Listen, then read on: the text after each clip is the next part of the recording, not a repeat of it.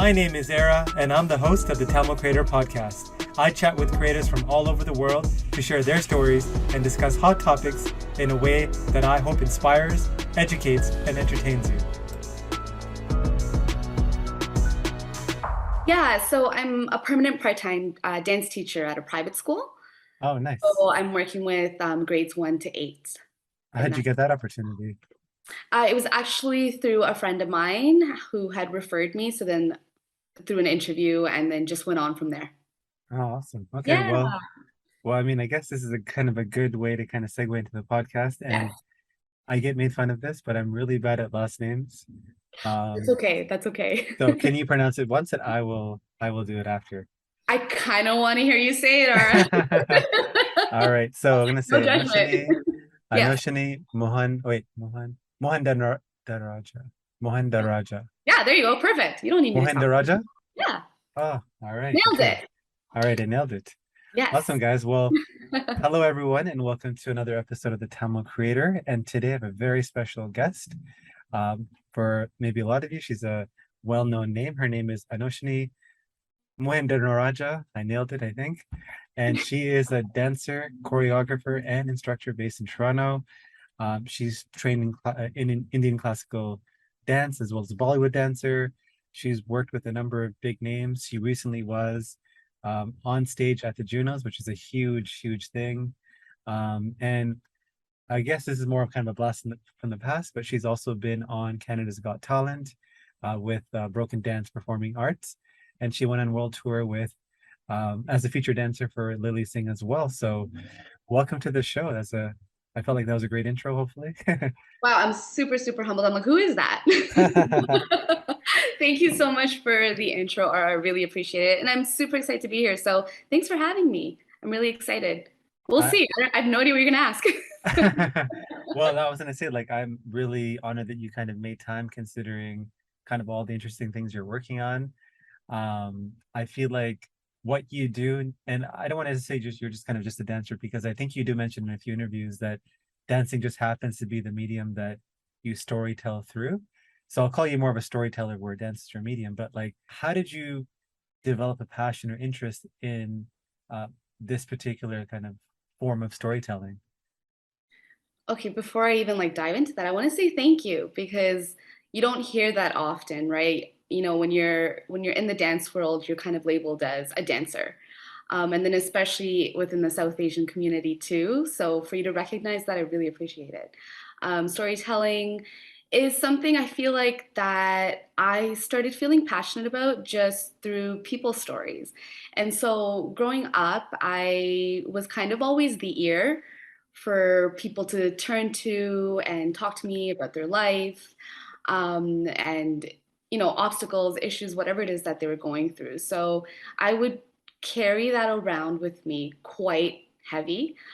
So I think I would call myself an empath pretty much. So it really weighs heavy on me. So through that, and then going through my own, experiences and obstacles throughout life, dance just kind of became the medium that, without even realizing that I was using to tell stories, it became the medium that I started to release how I was feeling, and using it as a platform to express my emotions. Because sometimes you get sick of talking about it. You know what I mean? So being able to express that through movement, through expression, and emotion, it felt really good. So it was basically there for me. Dance was there for me. A lot of the times during tough times, it got me out of bed. And these are things I reflected back on as I got older, because while you're going through it, you don't recognize that I was turning to dance.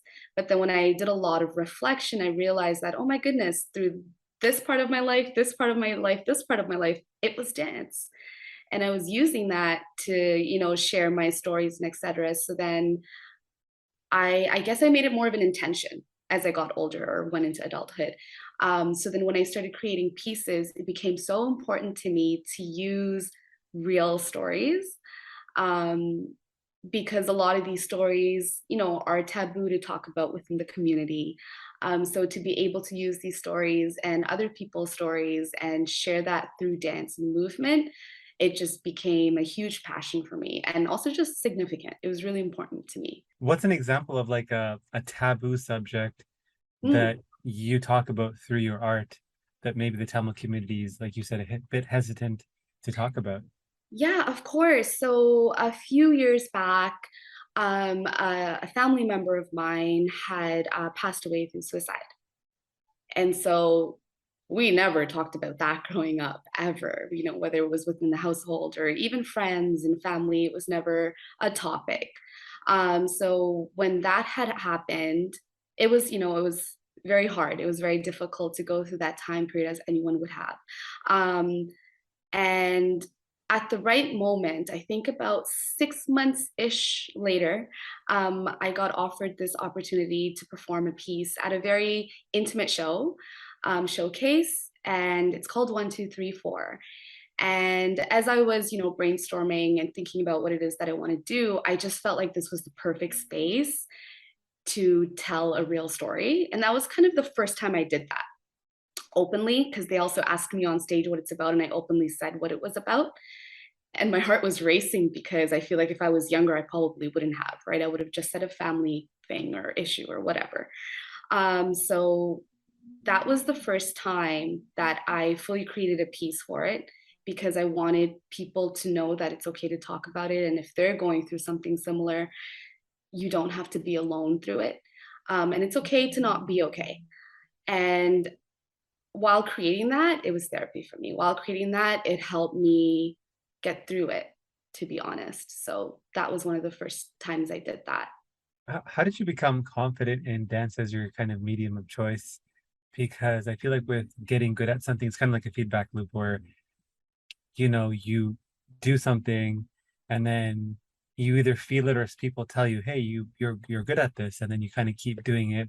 And then it's like um skill feeds passion. It's kind of a loop versus like were you just like really good right out of the gate and then that Mhm. kind of built up momentum, or like was it like you kept working at it, like you maybe weren't as good as obviously you are now, or you were really bad but then you like improved and kind of just went from there? What was your path like?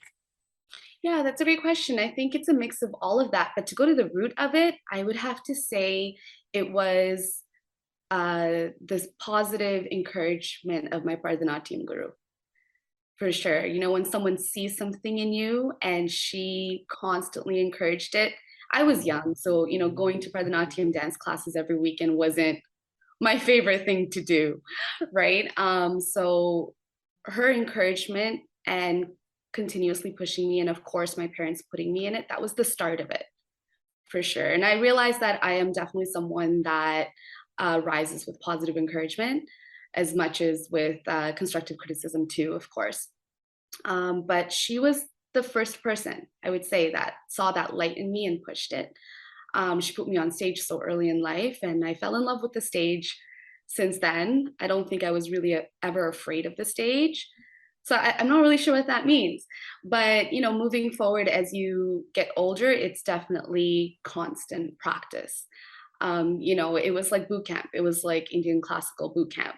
Every weekend as a kid, it was, my entire weekend. So it was building that foundation and skills and technique every single class, right? And then from there, um, finally expanding and exploring into different styles and then doing the same.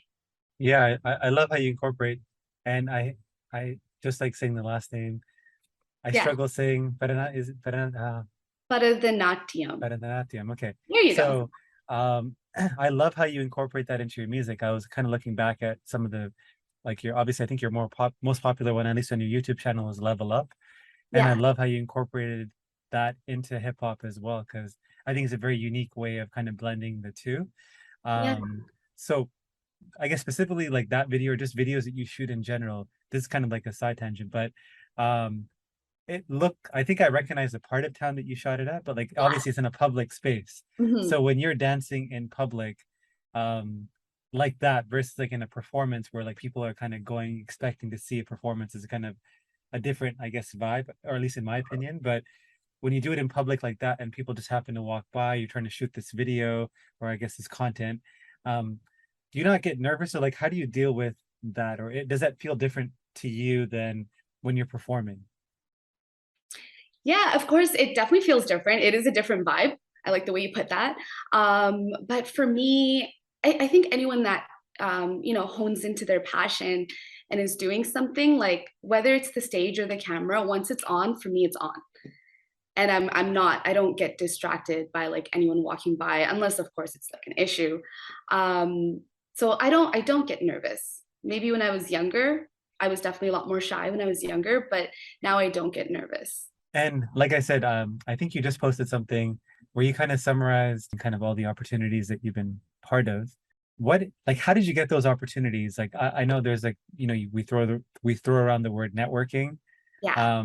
but like, how did you get these opportunities? Was it quote unquote networking, or is there something you're doing that maybe other people, like, you 20 years ago, there's like a generation of folks that might look up to you and want to kind of emulate your success or down that path?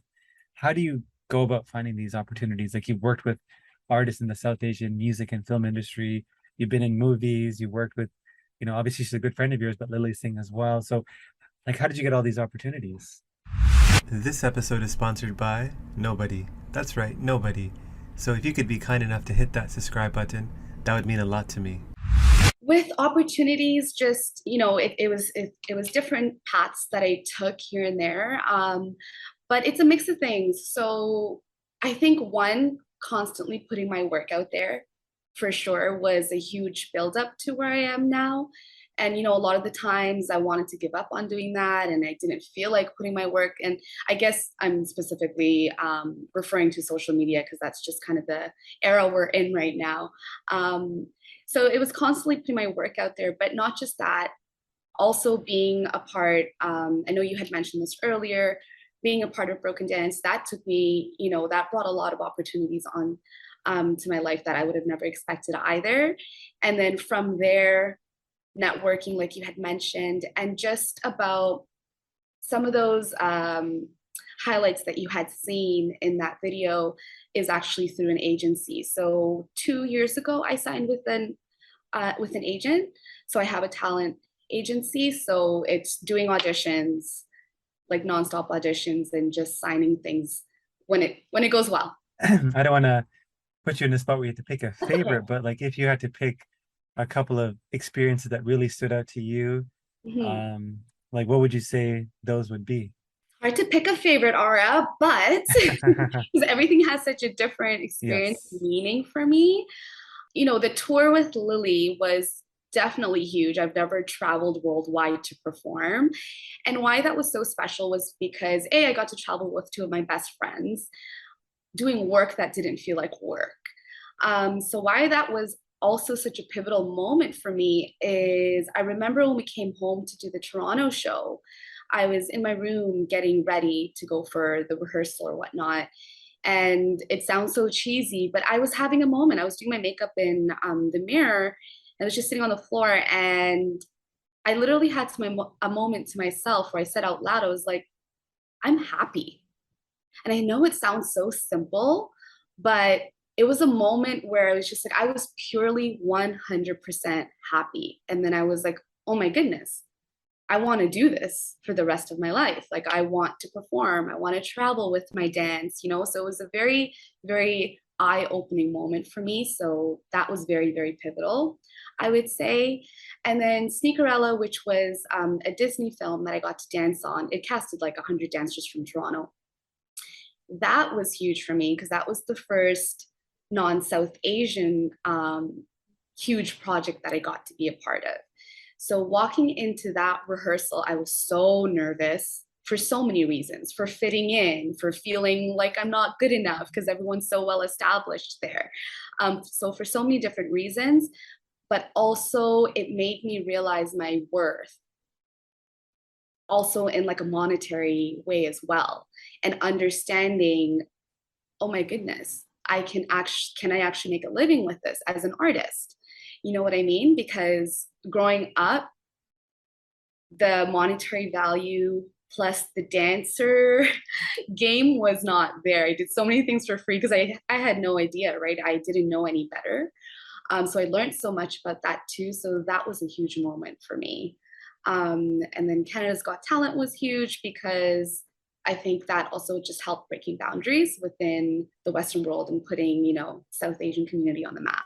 How was that experience on Canada's Got Talent? Because obviously, like people watch reality-based shows, and like for me, I've always wondered. You obviously see the highlights of like hours of film and all the stuff behind the scenes, and you see a glimpse of it. But you got to kind of live that because I think you guys got pretty far. What was that whole experience like from like when you guys went through the auditioning process to when you like heard that you guys got into the actual experience of getting far on the show, and like you said, breaking boundaries and showing people that there are people in Canada that look a certain way that can dance this way. So yeah, just tell me Right, all about it. Yeah. right. And dance this way that's not stereotypical, right? So that was huge. Yeah, that was really exciting. So the not so fun part was, waking up really, really early, I think like 4 a.m. or whatnot, and we stood in line for 6 hours, which is that's how it really is done for back in the day with like reality dance shows. But now because of like post COVID, everything's like online, so the process is it's changed a lot. But we stood in line for 6 hours, and then first you go through the auditions with the producers. And this is after sending in your audition video. The next step is the producers. So we perform it for the producers, and then we have to wait till we hear back from them. And then if we make it through them, then we do it for the judges and etc. So Chase he was the director. He's one of my good friends. And so he held on to the news, and then he told me first, and then we had like a dinner, and then he broke it to the team, and we were thrilled. We were definitely thrilled. Yeah, it was really exciting. And then like how was this experience of kind of being on the show? Like, I mean, it looks glamorous, but obviously there's a lot of probably Sweat and tears. difficulties and challenges. Yeah. For sure. The hardest was definitely the finale. So the finals were definitely the most difficult one. There was so much stress and tension in the air because we only had like a week. Yeah, we had a week to put together a full routine with production and costumes and all of that. So that was definitely the hardest part. And then there's also so many interviews that we have to tape outdoors and indoors. So like you had said, the highlights that you see, it's not just what you see on TV. There's just so much more work that goes into it. And the benefit of like a competition like that is obviously you're not getting paid unless maybe I think you win, but you get so much exposure by being on a show like that and the people you kind of meet as well, I assume, right? Yes, that's definitely it because like you said, unless you're winning, you're not really getting much. But we did get some, like iPads and things like that, which was really, really, we didn't expect that. So that was really thoughtful. But it was definitely the exposure. So for that, it was 100% the exposure and putting our names and faces on the map. And what year was that? I'm trying to think back. I know. Yeah, that was 2000. And oh my God, I'm trying to think back too. Because when the new season of Canada's Got Talent came out, I'm like, wait, this is a decade. Yeah, so 2012. Whoa. Wow. That's what I thought it was. So like Yeah, that, so it ties into my next question, which is yeah, 10 years ago, you were on that show. That was kind of your not first breakthrough, but it was kind of your first moment in a national or like large audience like that yeah. of that scale. Then 10 years later, I Mhm, think just a few months ago, you got to share the stage with Simu Liu and like be on the stage at the Junos. That's mhm. like, I mean, I know they're both large, but like the Junos is like, the epic event for kind of music in the Canadian like scene. So Yeah. how did that opportunity come about? And like again, yeah, I guess I'm just very curious. For me, it's like really understanding how people land opportunities because I feel like it's a combination of some kind of luck or good fortune, obviously, but also like you working hard and doing all those things to be prepared for that opportunity. So yeah, tell us about that. That last thing you said, preparation meets opportunity. Yes, 100%. And sometimes luck. Yeah, but sometimes I don't even think about that. I feel like it's never luck. But universe has its way of answering sometimes, when you need it the most. And that actually was the Junos. Because I was going through a moment of just once in a while, I question, I'm like, okay, can I still keep pursuing, the arts as my career? Sometimes you question it because it's always like in waves, right? You get a lot of things and you get nothing. And then it's always in that kind of roller coaster mode. So it came at a time when I really needed it. How did I land that? It was actually through a friend who had heard about the auditions. And so then he had passed on the audition information to me. So then I contacted Tesher's manager, who was the main artist we were performing for, and then Simu Liu joined us for it. And then it was audition based. So I went to the audition. It was like 2 rounds of auditions, and then you just wait to hear back. And then yeah, I got it, and then it went from there. Wow, that's amazing. Yeah, yeah. So getting used to auditions, it's a scary thing, but Yeah, it's an interesting concept because my best friend's an actor, and like you nice. typically hear of like talent managers for like say an actor. Mhm. I didn't know that with dancing as well. I guess it makes sense with any performing arts, whether it's like Yeah. acting, dancing. I guess there could be talent managers for each of those. Did you have to actively search out like the right manager for like what you do, or like was one recommended to you? So this, I feel like it was also, preparation meets opportunity, but also a little bit of luck because there's an event that happens in Toronto, which I never knew about until I entered into like the street style world, the Western dance world, called Choreographer's Ball. And so the first time you have to submit, and basically, if you get selected, then the choreographers get to showcase a piece. And it's a huge event.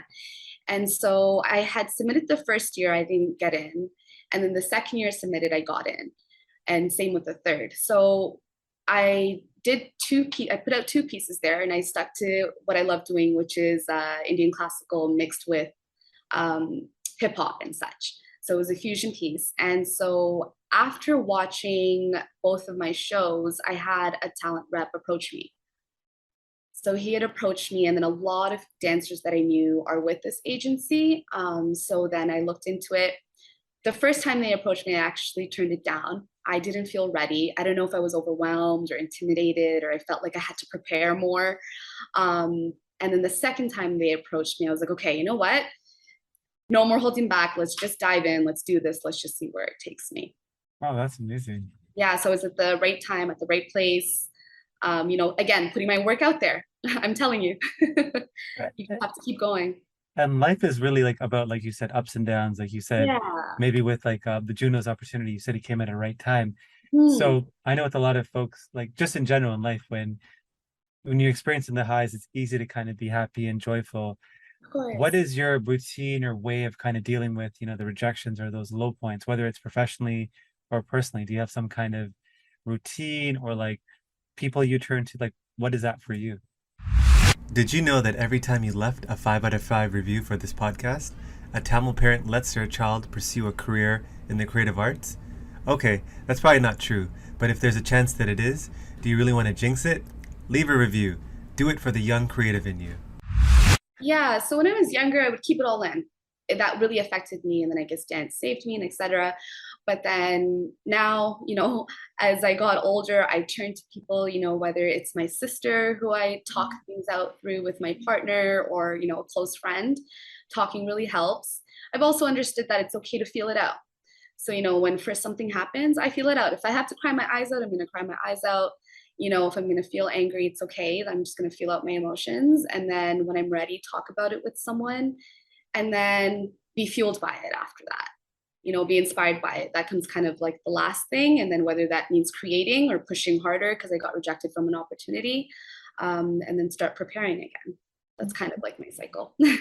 Well, you mentioned family and you mentioned like your sister, but like I guess how about your like parents and like I mean including your sister as well, but like your family, how did you grow up? Like what kind of expectations that your parents have around, you in terms of school or just education or like getting a job or like what most people consider like a job, even though there's different kinds of jobs. So like what was that like? In this area of my life, I've been very lucky and fortunate to have my parents' support with dance. I always say, I'm like, hey, well, you guys put me in it. So so I've been lucky with their support. They've never looked down upon it. I'm sure, I'm sure as I get older and as I've gotten older, I'm sure they worry on the inside as any parent would, like, is art going to sustain you? Right? Is it going to be sustainable in the long term? But I think what it is also with parents, and especially our parents' generation, is having to show them, right? So while I was doing the work, it was definitely a little bit hard. I felt guilt, not that they put guilt on me, but it's just something I felt as I got older, about not having, the typical job and, making the typical income at a certain age because the artist life it's definitely a struggle, you know. But as I started to show them, I invite them to everything I do. So, you know, whether it's a story that we don't even talk about at home, like that piece I had told you, they came to that. You know, I invite them to all of my shows and stuff. So I think as they start seeing the accomplishments, I think they feel more at peace with it. But I've had a very, very supportive family, and I'm sure I took it for granted when I was younger, but now I definitely don't, because a lot of my friends struggle to pursue art, you know, especially in the South Asian community as a career. So it's been nice in that sense. How do you like you talk about like, you know, the struggle as an artist, very similar to like an entrepreneur where like I think Yeah. you have to like spend some time building your skill, your experience, kind of unfortunately kind of going through that tough building stage where maybe you're not making as much as you should and you're sacrificing Mhm. short-term gain for long-term gain. Um, I guess how are you able to sustain like I guess if you work on it on like living wage based on strictly being an artist? And if so, and if not, like how do you fill in the gaps as well? Right. Yeah, no, that's basically a lot of what I've been thinking about in like the past year or so. And I'm going to be real with you. You know, at times it feels like you can't. Me and my friend of mine were just talking about it last night, actually. You know, we want to pursue this full time, but again, it's always in waves, right? You book things, then you don't book things. And the other thing with the industry, like the film, television industry, is you don't get paid right away. So, you know, I can, if I shoot something, if I booked something for this month, I'm not going to see that paycheck until about a couple months, sometimes 6. So, and that makes it really tough, right? So, you need something else going to be able to pay the bills on time and, you know, save and etc., you know, build a life. So, what my agent had advised me to do is because when I first signed with them, he said a 9 to 5 is not going to work. If an audition comes, you need to go.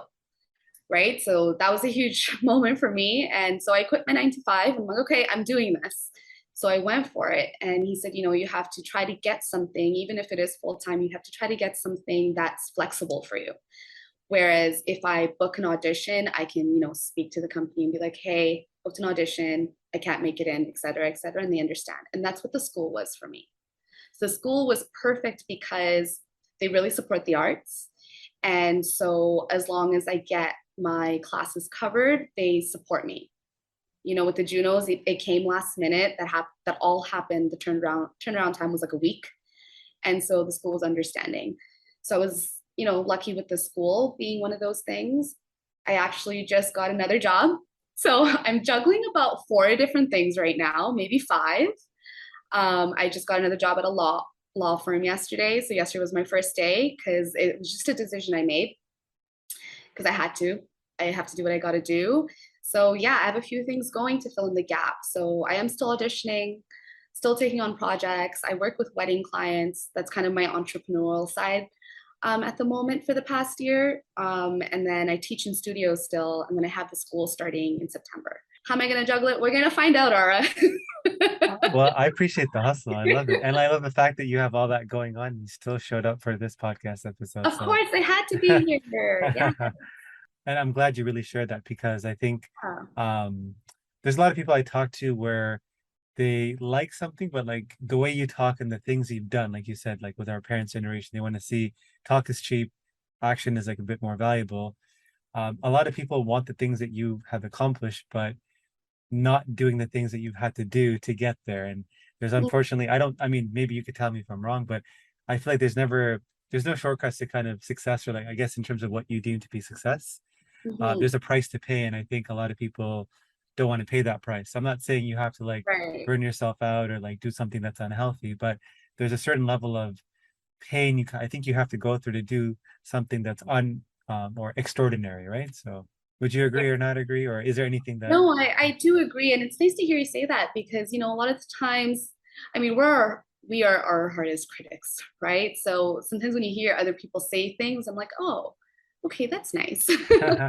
You know, because here I am sometimes where I'm like, have I done enough? Am I not working hard enough? Maybe why did I not land this? Or what do I need to do? Maybe I haven't, you know, worked as hard as I should have. So it's nice to hear you say that. And definitely you have to put in the work, and that's with anything you do, right? If you don't put in the work, then you're not going to make it as far, unless, like you said earlier, luck for sure. But you have to make those compromises. You have to make the sacrifices. There's so many things I've missed out because I chose dance, or the path of my dance career.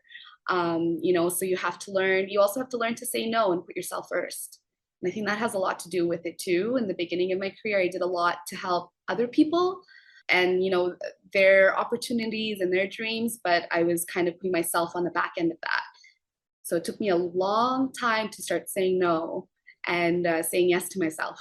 Have you seen the evolution of like your relationships, not like personal, but in terms of like No, that's friendships from like, you know, when you started dancing, now like you're kind of picking up the level of projects that you're getting, you know, more and more exposure and bigger projects. And Mhm. you, like you said, you have to learn to say no or sacrifice things. So Yeah. has that impacted your relationships in any way? Because maybe not everyone will understand that, right? Yeah, yeah, no, for sure. You know, and actually, Lily, myself, and Chase have talked about this a lot with each other, because you have to say no a lot while you're putting in all that work, and then you know, and then the time comes back to you again where you can start saying yes. But it does, you know, thinking about it, I think it definitely impacts your relationships and friendships. I personally think as you get older, your circle of friends Yeah. starts to get smaller, right? And sometimes in the best way possible. And those who stick around really are supporting you. You know, they're your biggest cheerleaders and they want to see you succeed. So I think it's important to, I've also been someone who like reevaluates all of my relationships from time to time. I think it's important to do that and what my relationship is with like each person and what that means to you. But for sure, I think it's impacted it in a good way and in a negative way. You lose some friends, you gain some new ones, and then the ones that do stick around get a lot stronger. No, for sure. It's like Yeah, definitely attrition as you get older. I think absolutely. there's I think there's this saying of the real ones kind of are the ones that are like, you know, if they don't hear from me for a while, like or there's silence or like you hear from them. Because I think Oh, with yeah. friends, like if you don't hear from somebody you regularly hear from, you know, there's probably something you should probably check on. So yeah, for sure. Yeah, for sure. And like sometimes your closest friends, like you don't have to talk every day. Yeah, no, for I sure. can call them like a year later and be like, hey, how's it going? So you just pick up. Yeah, those are Yeah, kind of great relationships to have. Like me and my yeah, best friend, who like I guess because I understand your world, obviously not completely, but I understand it because yeah. I see his struggle. Because Okay, of he's like course. he's been him and his brother have been like, you know, especially him, he's been like 12, 13, 14 years kind of in that world. And he's getting bigger and bigger projects. But like when he makes it, he's gonna be like a 20-year overnight success. So I feel like you're gonna be the Right. same way where it's like people think you came out of nowhere, but you've been kind of grinding and doing this, you know, this craft or working on this craft. So Right, right. um, For sure. And family too. I missed so many family events growing up. yes, yes. Not my like, you know, not my Immediate, yeah. immediate family, but yeah, I was just always involved with so many things. So I didn't make it to a lot. And Yeah. families hold grudges, but you just can't take it personal. You just got to believe in what you do and go with it. And time heals things as well. You know, I think Exactly. people change how they view things. Exactly. From your perspective, especially considering your particular dance style or what you prefer, who would be your dream collaboration? Money can be hard to come by, but here's a $100 opportunity for you.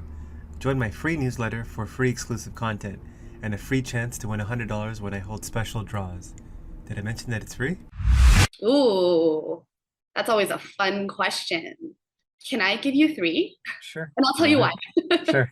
I want to give you one from like every world. So what I mean is like, you know, in the Tamil film industry and dance industry, like can't go wrong. Of course, dream collab would be Prabu Deva, like Yes, yeah, hands yeah, down. yeah. And then in the Bollywood world, I mean, she's also in the Tollywood world too, but Aishwarya Rai, she's been huge for me just watching her dance growing up. I really appreciate like her expressions, and I used to like study her videos. I would watch her dance videos and literally study her expressions, and then I would like mimic them and then learn them. Like it was constant like back and forth like that. And then in the Western Oh, world, wait, let me yeah, guess. If I yeah. already guess, is it J-Lo or Sierra? Oh, okay. So you know what? I actually was not going to mention like a celebrity. Oh, okay, okay, got it. If Okay. it is Sierra, dance wise, like absolutely. But J Lo's fire too. Yeah. Yeah, J Lo and Sierra. Oh my God, both of them together. Woo! Okay, So who are maybe you gonna that's say? my Sorry. dream. So Maybe that's my dream collab. so who are you gonna say? Sorry, I interrupted. I for whatever That's reason I'm like, okay. Yeah. It was worth it. It was worth it. For sure. It got me hyped. I was like, okay, J-Lo and Sierra in one, let's go. um, she's actually an artist called Galen Hooks. Okay. And she's a dancer. And the reason why I connect so heavily with her is because her storytelling through dance. And she does it through Western dance styles. And to be able to collab with that would be pretty cool. But yeah, celebrity level, we'll stick to Prabu Deva, Aishwarya Rai, J-Lo, and Sierra. And in addition to kind of all the cool things and projects you've been part of, you also give back. So like you have a lot of things on you. I mean, you're not doing this right now, but you did, which is you volunteered in Sri Lanka and you kind of taught dance to orphanages and women development centers. Yeah. What made you to decide to particularly do this? And like, how did you go about even kind of setting that up to kind of get those opportunities to find where you can actually go and do this? Because I imagine it's not easy to kind of figure or navigate that. Yeah, that also happened really quickly too. So I kept seeing like Comduit's post about it, and I would save it, I would screenshot it, save it. I'm like, wasn't sure, you know what I mean? Um, so I kept coming across it, and then I was thinking about it. I always loved doing work like that. So, anything to do with my background in school was social work. So anything to do with, you know, giving back with Dance Together was like a dream for me. So I've done a couple things in Toronto, but then when I saw the post about like doing this in Sri Lanka, and I was like, oh my goodness, going back to like where my parents grew up, even though I wasn't born there, like I visited back home with my parents too, but being able to like go where they grew up and to be able to do that, like it was striking all types of chords and feels inside of me. And I felt like it was something I just had to do and I didn't want to question it too much. So then like before I thought way too much about it, I just applied. I just like sent in the application and then it just went from there. And that experience is something I will never forget. Yeah, it was definitely one of my like favorite, best experiences ever. If you had a chance to go back in a time machine and visit your 16-year-old self, what would Mhm. you tell her? I would say, and as much as this doesn't seem like something that I've been doing, but I would tell her to not hold back and move with less fear. You know what I mean? And worrying less about what people think. I feel like we still, go through that as a hurdle from time to time. But yeah, and just like owning my power and just going with it instead of being scared to and taking more risks. On a scale of 10, like based on that answer, on a scale of 10, when you were 16, Mhm, one being you cared a lot and one being you didn't care at all. mhm. When you were 16, how much did you care about what people thought about you or like what you were doing? And what is that now? How has that number changed? I'm just curious. Well, I definitely do think as you get older, you care less and less. I'd Yeah. hope. Well, I do. um, but at 16, yeah, that's like mid-teenager. I'm sure it's really hard for me to like remember, but I'm sure I cared a lot. I feel like validation was important, even though social media wasn't a huge thing then. But hearing you mentioned this a little bit earlier, but hearing that how I'm doing from other people, it felt important. But now it doesn't matter as much. And my partner used to tell me this just a couple years ago, like it doesn't matter if the world believes in you until you believe in yourself. And I think that's the component that I had to work on so much, right? And that's the part people don't always see, right? It doesn't matter what you're accomplishing and what your accolades are, but if you really don't believe in yourself, you aren't going to be able to succeed at the rate that you really have the potential to. Yeah. It's crazy that we grew up in that generation without social media because Yeah. I don't know if at 16 I would have been armed with the info or the skills or whatever it is to kind of deal with it because God, even no. as adults, I mean, I think I'm pretty good, but I still struggle at times. Oh yeah. So I can't imagine what kids like growing up and all they know is social media because I think it could be a dangerous thing to give to somebody so young just because it's a great tool, Mm-hmm. but it's just like anything else. You give a car to somebody that's 10 years old, they're not going to use it well. So like why do it with social media? But there's definitely a lot of benefit to it. It's just yeah, it's a difficult thing to It's a tricky navigate one. around. Yeah. It is, yeah, for sure. You can get roped into it negatively too. So Yeah. you have to really be self-conscious and aware of how it's affecting you. So in terms of your personal legacy, How would you want to be remembered by your friends and family? Oh man, that's a tough one. um, but honestly, at the root of it, I would want to be remembered as someone who was, always kind, also, compassionate, and someone that just kept going and never gave up. Because that's something I always push for, like no matter how much things got hard, and even though I felt like giving up a lot of times, I didn't. And that's something I'm proud of. So I hope that people can remember that only so that they can be inspired by that to know to not give up and that you can do it and just keep going.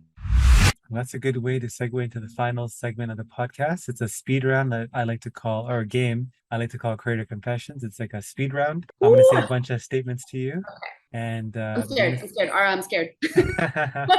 I think it'll be fun. Okay, let's do this. All right. So, favorite Tamil food? Katrati. Something that scares you. Hi, it's Appam. Sorry, go ahead. Oh yeah, Optim's awesome. Yes, yes. Something that scares you. Mice. Insecurity that you have. Oh, insecurity is definitely self-doubt. Favorite show you're watching. Right now, I'm rewatching the OC. That's a No one's classic. gonna, if this generation watch, if they listen to this, they have no idea what that is, and that's okay. That's a classic. Yeah. A place you're itching to travel to. Oh, yes, I am itching to travel to Italy and Spain. A fellow Tamil creator you want to give a shout out to. Oh, yes, Tanushka, let's go. She's also someone that's killing it right now, and I'm so proud of her. Favorite childhood memory. Favorite childhood memory. One of the apartments we used to live at, we had the top balcony, and it was amazing and so much fun every time me and my cousins got together and just played on that balcony. Yeah. I live in a condo, and the thought of my kids playing on the balcony scares me. This was huge. It was almost like a rooftop. Oh, okay, it was a rooftop. Okay, Yeah. got it, got it. Something you like to do for fun outside of work. Something I like to do for fun outside of work is definitely, aside from having a glass of wine with friends, I also like hiking. Favorite movie of all time, and it can be Tamil, English, or both. Ooh, Tamil, English, or both. Favorite movie of all time. Oh my God, I'm so bad on the spot. In Tamil, definitely it was Kandukonnin Kandukonnin growing up. English, I would have to say, oh my God, I can't think. Oh, Her. Who's in that? Is it called Her? I could be saying the wrong name. Who's in the movie? I don't know like the main actress's name, Yeah. but or you know which one? The one with the bees. Do you remember what that one's called? I'm so bad. Look, this is the horror. I'm No, the no, I'm really worst bad with down names person. too. Somebody listening to this eventually will let us know. So The one with the bees. It's a really, really touching story. I'm into like the heartwarming stories. got it. Yeah. I'm gonna Google this for sure, and I'll Yes, let you know please if do. I figure it Please. out. Thank you. What's a purchase you've made that you splurged on in the last couple of years that you have no regret about? Ooh, purchases. Definitely a flight ticket. A pet peeve. Mm. It sounds cliche, but it's a pet peeve when people don't know how to communicate.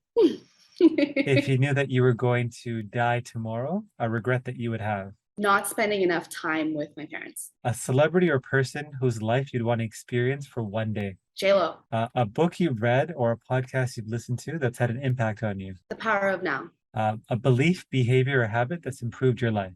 making lists. And finally, a piece of advice that you would give to your fellow aspiring Tamil creators out there. Yes, my Tamil fellow creators is the same advice I give myself. Keep pushing, don't listen to anything that people have to say, don't allow those words to put you down or hold you back, and keep breaking the barriers. Just keep going and never give up because you got this. There's only one you. Amazing, Anoshinie. This is an amazing episode. Lots of really good nuggets of information. So for somebody that's listening and they're inspired, maybe already by you, but they want to reach out, what is the best way for someone to reach out? So definitely the best way for someone to reach out is via email, and that email is connected to my Instagram page. So at Anoshinie, you can definitely DM, but if it's important, then definitely send an email because I check that every single day. Awesome. Well, Yeah. we appreciate you making time, juggling 4 jobs and the volunteering and all the other things that you do. So appreciate that. So thank you for jumping on. Of course. And for everyone listening, appreciate you guys as always. Look forward to the next episode. Thank you so much, Ara. You're the best.